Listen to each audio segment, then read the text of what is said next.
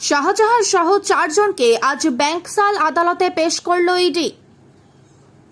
আর্থিক লেনদেন সংক্রান্ত মামলায় আজ আদালতে হাজির করা হলো সন্দেশখালীর বেতাজ বাদশাহ শেখ শাহজাহান এবং তার ভাই আলমগীরকে। আদালতে হাজির করা হলো শিবপ্রসাদ হাজরা এবং দিদার বক্স মোল্লাকেও। জমি দখল সহ বিভিন্ন অভিযোগ নিয়ে শাহজাহান এবং তার ঘনিষ্ঠদের বিরুদ্ধে তদন্ত চালাচ্ছে ইডি। সিবিআই এবং ইডি হেফাজতের পর 14 দিনের জেল হেফাজতের মেয়াদ শেষ হওয়াতেই আদালতে পেশ করা হলো তাকে। প্রসঙ্গত, শেখ শাহজাহানের ডেরা থেকে শুক্রবার বিদেশি পিস্তল সহ আগ্নেয়াস্ত্র, কার্তুজ, বোমা উদ্ধার করেছে সিবিআই।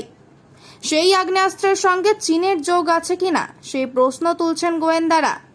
সূত্রের দাবি, সন্দেশখালীতে শাহজাহান ঘনিষ্ঠ তৃণমূল নেতার আত্মীয়ের বাড়ি থেকে উদ্ধার হওয়া বিদেশি পিস্তল এবং রিভলভারে চীনা ভাষায় প্রস্তুতকারক সংস্থার নাম ও সিরিয়াল নম্বর লেখা আছে।